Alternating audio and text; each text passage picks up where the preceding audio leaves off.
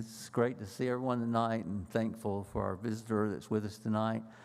And I want to thank Fred for leading that song. It does go along with the lesson tonight. And the title of the lesson is Keep Cool Even When You're Hot. I know Milton recognizes that title.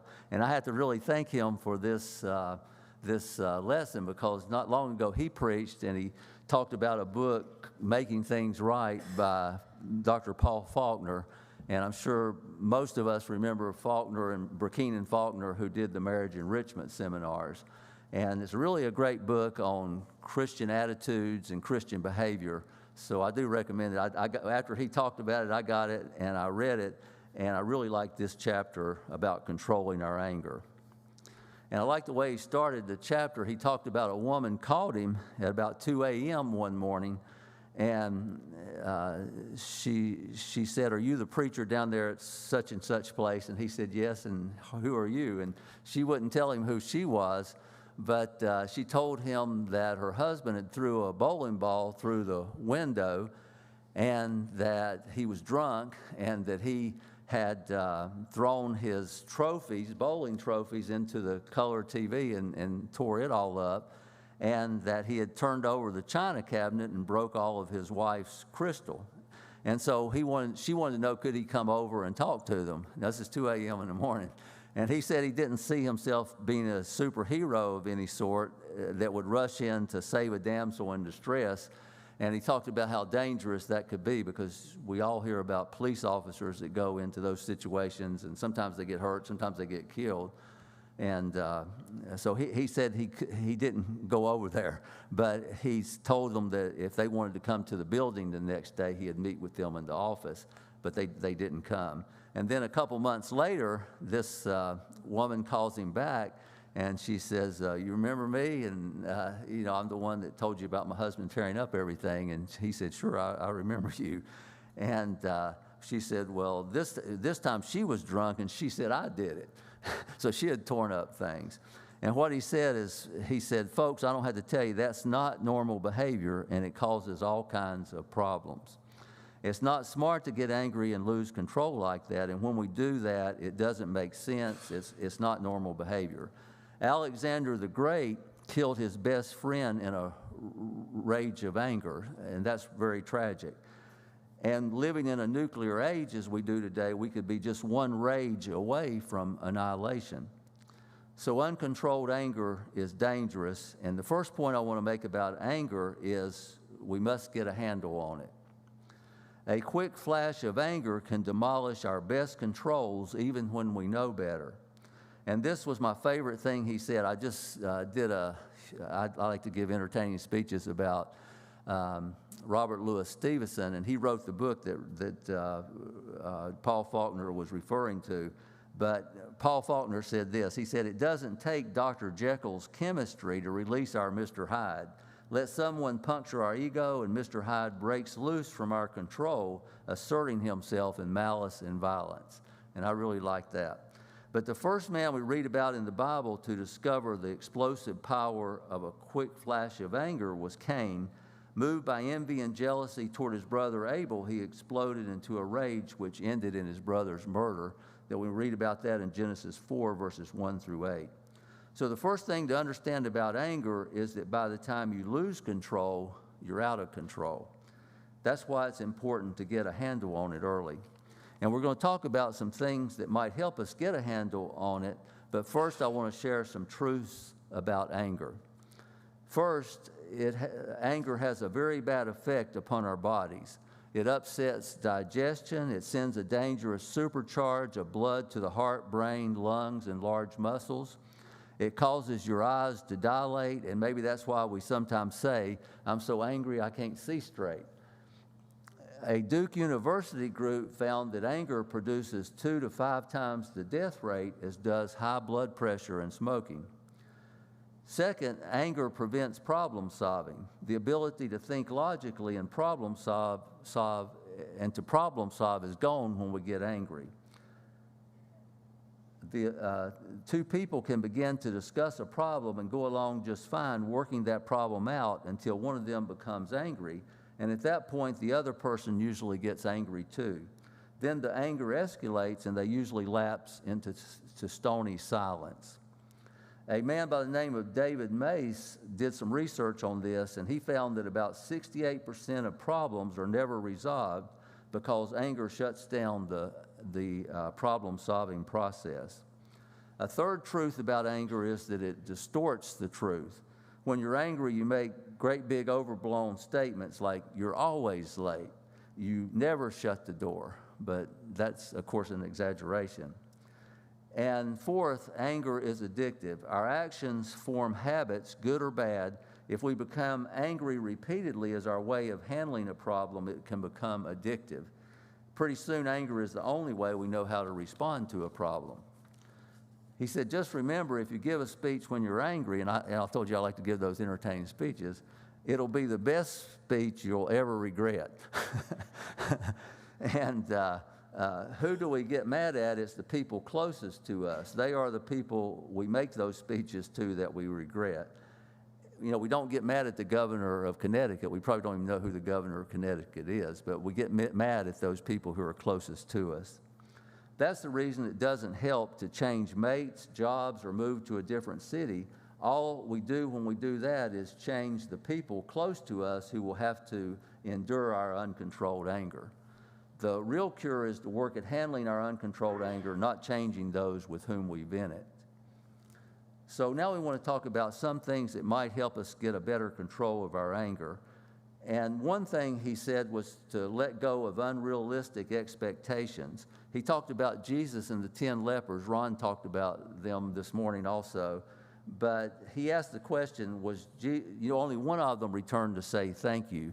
9 of them didn't. He said, was Jesus angry about that?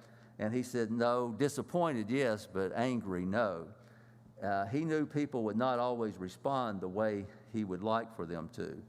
And the point, this was a quote from someone, but I think it made a good point. It said, if you expect perfection from people, your whole life will be a series of disappointments, grumbling, and complaints. If, on the contrary, you pitch your expectations low, taking folks as the inefficient creatures which they are, you are frequently surprised by having them perform better than you had hoped. So he's just saying if you're just expecting perfection all the time, you're going to be disappointed and upset and angry. But if you just let it be a surprise when they are behaving perfectly, then that'll be a good thing for you. And then he talked about preventing anger, and he said an ounce of prevention is worth a pound of apologies. And I think we'd all agree with that. James said, let every man be swift to hear, slow to speak, slow to wrath, in James 1, verse 19. And one thing he said we could do was when we see signs of anger in someone, and I want to talk just a minute about what signs of anger are. I thought this was good to remember. He talked about our tone changes when we are angry. I thought about Ralph's lesson last year on tone, about the tone. That was a really good lesson last year, and we talked about that. But when we are angry, our tone or our voice is higher, louder, more strained. Or sometimes we talk with a staccato inflection of our voice. And that's where, in order to make your angry point with someone, you begin to emphasize every single word that you say.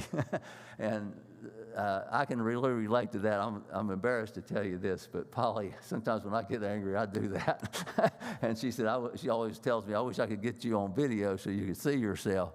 So I'm glad I don't have any of that video to show tonight. But that's one sign. Another one is lapsing into total silence. And finally, a sign would be if you were looking at someone else, it would be their being red-faced. Now, we couldn't see our own red face, but we could probably feel the heat rising if we were starting to get angry. But he said if you do detect these signs, let's say in someone else, that they're starting to get angry, you might say something like, I must have messed up. I must have said the wrong thing. Help me out here. Where did I go wrong? And when they tell you, you might be able to follow up that with, well, that's not what I meant to say. Let's come at it a different way. So maybe in that way you kind of head it off at the pass, as they say, and prevent the anger from ever increasing. He quoted Charles Schulz in a Peanuts comic strip, it says, "A kiss on the nose turneth away wrath." So that's kind of a paraphrase of Proverbs 15, verse 1. But the idea is to prevent anger. And this goes along with it. He said, sometimes we make ourselves angry by reading things from a negative viewpoint, and then we choose to become angry about them.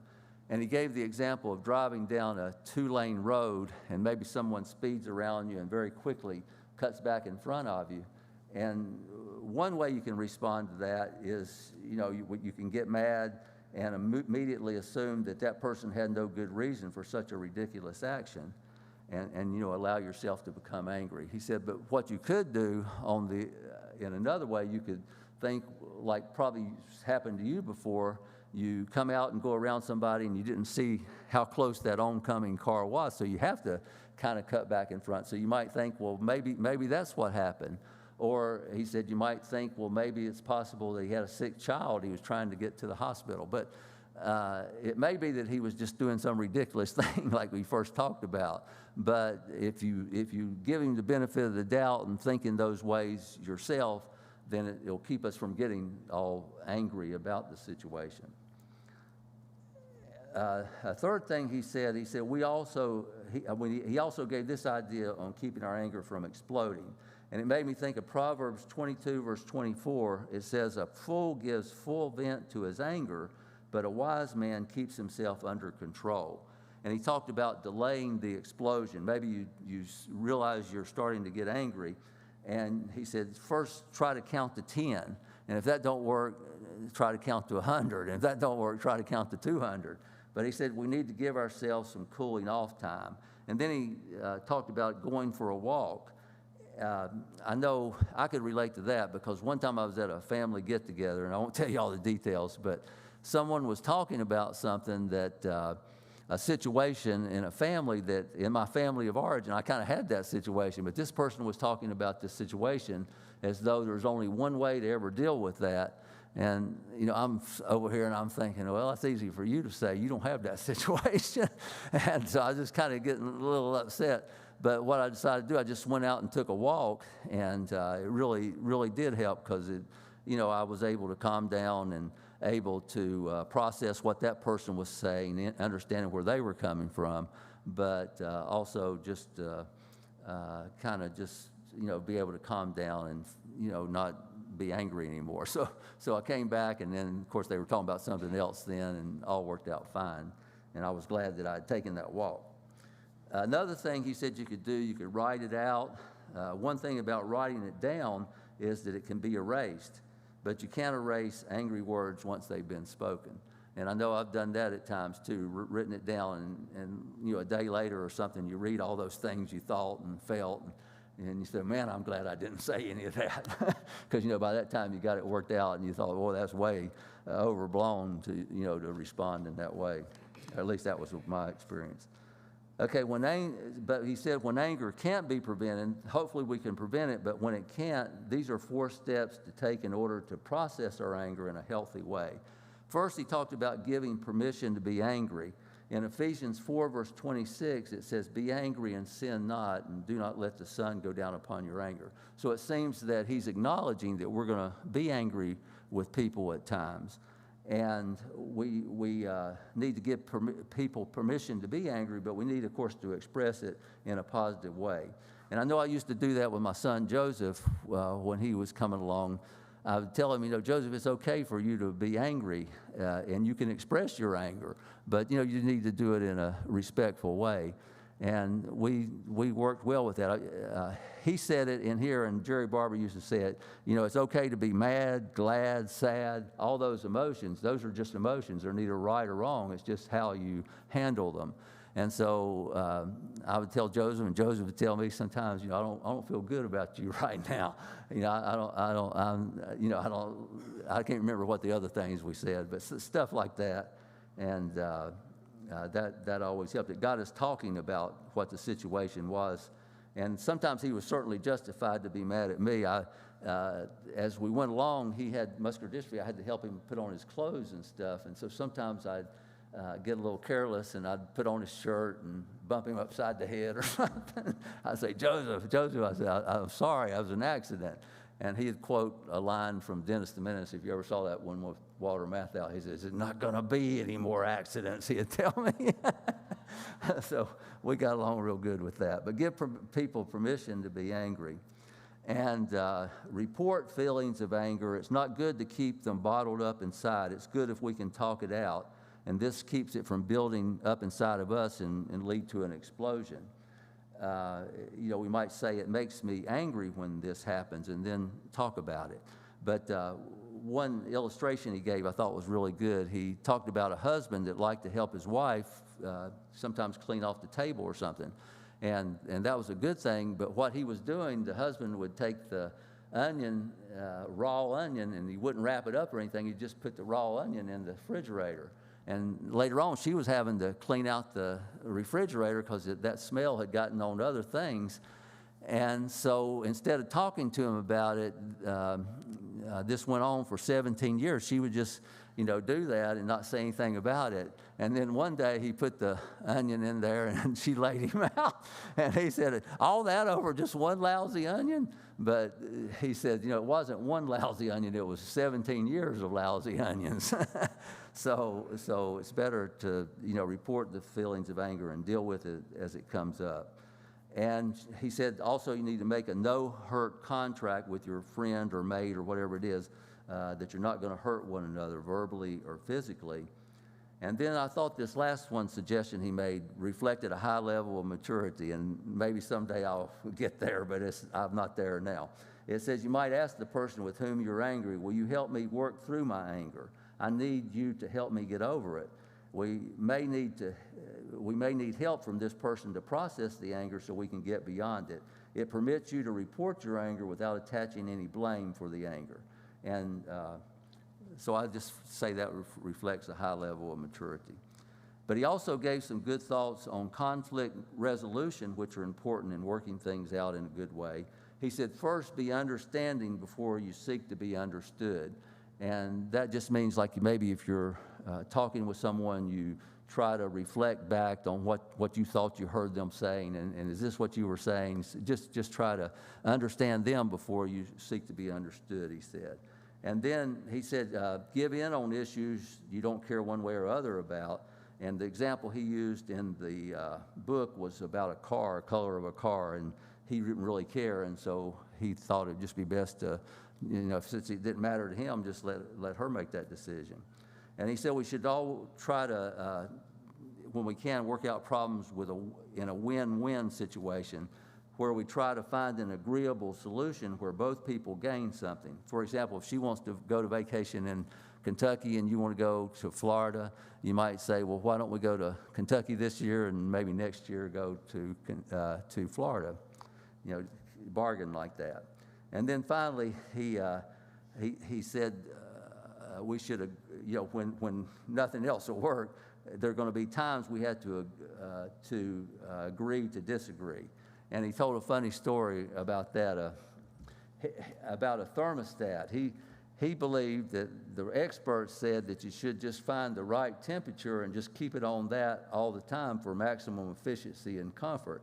He says the only problem is those experts don't live with Gladys. That's his wife. And this is what Gladys had to say, because he tried to explain to her how a thermostat worked, and she said, yes, Paul, I know there are two little pieces of metal that are bonded together, and they wiggle back and forth to adjust the temperature. But the problem is that they don't know when I'm cold and want to be warm, and they don't know when I'm hot and want to be cool. So she's going to keep adjusting that thermostat, and he's just going to have to live with it, basically. They're going to have to agree to disagree, basically, in that situation. He said their marriage was too important to let something little like that come between it. So hopefully these ideas can help us keep our anger in control and help us keep cool even when we're hot. And most important, help us keep in a right relationship with God and with one another. If tonight anyone is subject to the Lord's invitation, would like the prayers of the congregation, or would like to maybe put Christ on in baptism, whatever your need might be, we have the opportunity to respond at this time, and one of our elders will meet you at the back as together we stand and sing.